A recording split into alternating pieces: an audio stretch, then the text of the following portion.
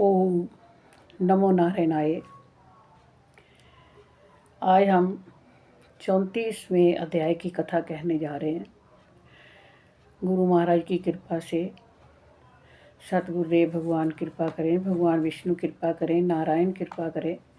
सूत जी कहते हैं कि अध्यापन करने की शक्ति ना होए तो पहले ही मैंने आपको पिछले दिन बता दिया कि इतना कुछ तो हो ही नहीं सकता, क्योंकि जो चल रहा है आजकल कलयुग में, जो वर्तमान में चल रहा है, एक आम आदमी के लिए, एक मध्यम वर्गीय लोगों के लिए, गरीब लोगों के लिए जो होना बहुत मुश्किल है। तो वैसे भी मानस पूजा भी बताई हुई है, तो अपने गुरु की आज्ञा से जो वो आज्ञा करें वैसा ही करना चाहिए।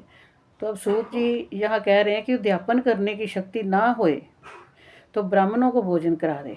यदि ब्राह्मण ना हो तो गौ का पूजन करे, गौ भी ना हो तो पीपल और वट वृक्ष का पूजन करे। तब ऋषि पूछने लगे कि महाराज, सब वृक्षों में पीपल और वट ही क्यों श्रेष्ठ माना गया है? वृक्ष तो सब समान ही है। सूत जी बोले कि पीपल विष्णु का रूप है, वट शिव और पलाश ब्रह्मा का रूप है, इसलिए उनका दर्शन और स्पर्श पापों को नष्ट करने वाला है। अब जो कोई भी नहीं, कुछ नहीं कर सकता, किसी के पास गाय भी नहीं है, गाय का पूजन नहीं कर सकता, ब्राह्मण को भोजन नहीं करवा सकता, उसके पास इतनी भी समर्था नहीं है, उद्यापन नहीं कर सकता, तो क्या करे? पीपल की पूजा कर ले, वट की पूजा कर ले, पलाश की पूजा कर ले। उनका दर्शन और स्पर्श ही पापों को नष्ट कर देता है। तो ऋषि कहने लगे, ब्रह्मा विष्णु शिव वृक्ष भाव को कैसे प्राप्त हुए? तब सूत जी कहने लगे, एक समय श्री महादेव जी और पार्वती जी एकांत में विराजमान थे। उस समय देवताओं द्वारा भेजे गए अग्निदेव ने उनके एकांतवास में कुछ विघ्न किया, जिससे पार्वती जी ने क्रुद्ध होकर देवताओं को श्राप दिया कि तुम वृक्ष हो जाओ। इसी शाप के वश विष्णु जी गया में पीपल, शिव जी प्रयाग में अक्षयवट और ब्रह्मा जी पलाश हुए।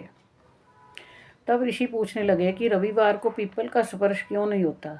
आप लोगों ने भी सुना होगा कि वृक्ष पीपल जो है उसका स्पर्श नहीं करते हैं। शनिवार को करते हैं, रविवार को नहीं करते।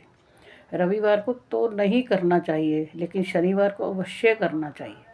इसका क्या कारण है? सूत जी कहते हैं कि समुद्र मंथन के समय जब 14 रत्न समुद्र में उत्पन्न हुए, तो उनमें से कौतुक मणि ले लक्ष्मी जी ने भगवान विष्णु से कहा, हे भगवान, मेरी एक बड़ी बहन दरिद्रा है, ज्येष्ठा के रहते हुए आप मेरे साथ कैसे विवाह करते हो? तब विष्णु ने लक्ष्मी जी के वचन सुनकर दरिद्रा को उद्दालक मुनि को दे दिया। दरिद्रा का बड़ा मुख, काला रंग, लाल नेत्र, बिखरे बाल थे। मुनि भगवान की आज्ञा अनुसार विवाह करके आश्रम में आ गए।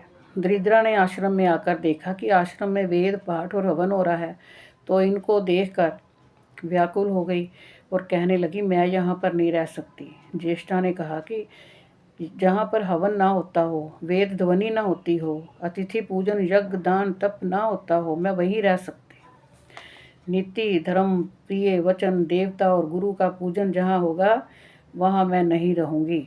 जहाँ चोरी जारी होगी तथा सज्जन और ब्राह्मणों का अपमान, कठोर वचन बोलने वाले होंगे, मैं वहाँ रहूँगी।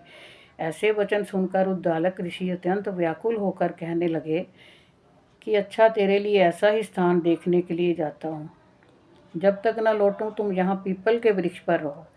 सूत जी कहने लगे, इस प्रकार उद्दालक ऋषि कहकर चले गए। तब दरिद्रा ने बहुत देर तक तो प्रतीक्षा की, मगर जब मुनि नहीं आए तो पति के त्याग से अत्यंत दुखी होकर रोने लगी। उसका रुदन लक्ष्मी जी ने वैकुंठ में सुनकर भगवान से कहा कि भगवान, मेरी बहन पति के त्याग से दुखित होकर रो रही है, उसे शांत करिए। तब भगवान लक्ष्मी सहित वहाँ आए और कहने लगे कि तुम पीपल में निवास करो। पीपल हमारा ही अंश है। जो कोई वर्ष भर तक तथा कार्तिक शुक्ल पूर्णमासी को पीपल का ज्येष्ठा का पूजन करेगा, उसके यहाँ लक्ष्मी का वास होगा। जो शनिवार को तुम्हारा पूजन करेगा, उसका सूत लपेटेगा, उसके सब मनोवांछित कार्य सिद्ध होंगे। परंतु दूसरे रविवार के दिन जो पीपल का स्पर्श करेगा, वह दरिद्री हो जाएगा। ऐसा कहकर भगवान अंतर ध्यान हो गए। इति कार्तिक महात्म 34वां अध्याय। ओम शांति शांति शांति ही ओम।